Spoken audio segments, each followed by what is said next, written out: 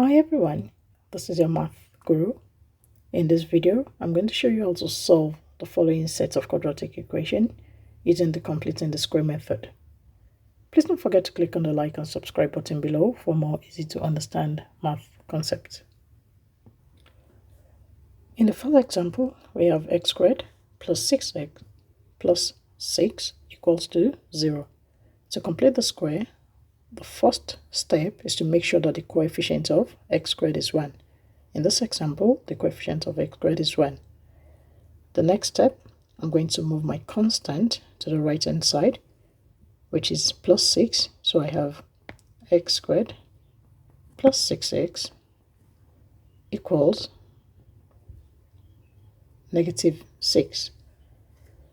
The next step is to add half the coefficient of x all squared to both sides. The coefficient of x squared here is my 6. Half of 6 is 3. So what I'm going to have is x squared plus 6x plus the coefficient of x is 6. That's 6 divided by 2, 3 all squared. That will be equal to minus 6 plus the same thing I did on my right, I'm going to do on my left. To complete the square, I'm going to pick my x and the half of the coefficient of x, not the signs. In this case, it's positive because the coefficient of x is positive. That's plus 6.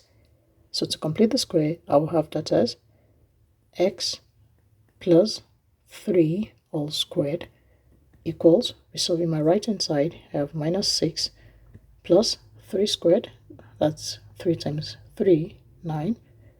I have x plus 3 all squared equals 3.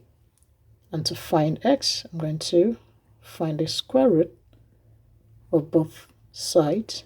That would be x plus 3 will be equal to plus or minus root of 3.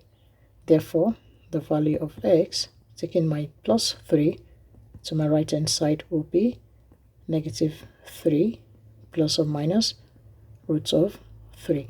I'm going to leave all my answers in short form. Let's look at the next example. In the second example, I have x squared minus 3x plus 1 equals to 0.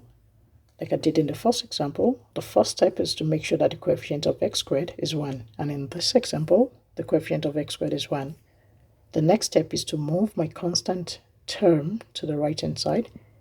I will have that as x squared minus 3x equals negative 1. The next step is to add half of the coefficient of x all squared. So I have x squared minus 3x plus half the coefficient of x will be negative 3 over 2 all squared. And whatever I do on my left, I do on my right. So I have negative 1 plus half the coefficient of x, that's negative 3 over 2 all squared. To complete the square, I'm going to pick my x and half the coefficient of x. So completing the square, I have x minus 3 over 2 all squared equals, resolving my right hand side, I have negative 1 plus negative 3 all squared, that's minus 3, that's 9 over 2 plus 2, that will give me 4. If I resolve that, I still have my x minus 3 over 2 all squared. This is 1 over 1, putting them under the same denominator. I have negative 4 over 4 plus 9 over 4 because my lowest common denominator is 4. Now, because the denominators are the same, I'm going to group the numerator. So I have negative 4 plus 9, that will give me plus 5 over 4. The next step is to find the square root of both sides, finding the square root of both sides, that will give me x minus 3 over 2 is equal to plus or minus the root of, note that the third rule states that if I have root of a over b is the same thing as root of a over root of b. So therefore, square root of 5 over 4 is the same as square root of 5 over square root of 4, which is root of 5 over 2. So replacing that in my question, I have plus or minus square root of 5 divided by 2. Taking my minus 3 over 2 to the right hand side, I have x equals, that becomes positive, 3 over 2 plus or minus root of 5 over 2. And if I simplify that, x will be equal to 3 plus or minus root of 5 all divided by 2. Let's look at the last example. In my last example, I have 2x squared minus 10x minus 6. The first step is to make sure that the coefficient of x squared is 1. In this case, the coefficient is 2. To make it 1, I'm going to divide each of the terms by 2. That's over 2. So therefore, what I have is 2 in 2, that's 1. 2 here 1, 2 here 5, and 2 here 1, 2 here 3. So my new equation becomes x squared minus 5x minus 3 equals to 0. The next step is to move my constant term to the right hand side, so that'll be equal to 3. Now we're going to add the square of half the coefficient of x. So I have x squared minus 5x plus the coefficient of x is negative 5, so I have negative 5 over 2, that's half of that, all squared. And whatever you do on your left, you do on your right. So you have negative 5 over 2, all squared. To complete the square, you pick your x and the value in your bracket.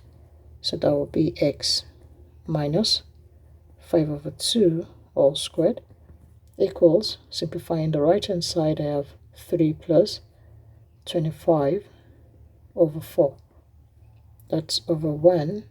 To resolve that, what I have is to make the denominators the same. My LCD in this case is 4. So to make them have the same denominator, I'm going to multiply my left-hand fraction by 4. So 4 times 3 will be 12 over 4. That's 1 times 4 plus 25 over 4. So my final answer for the right hand side after simplifying is x minus 5 over 2 all squared equals, because the denominators are the same, I add the numerators, that's 12 plus 25, 37 over 4. The next step is to find the square root of both sides. I'm left with x minus 5 over 2 equals plus or minus square root of 37 over 2.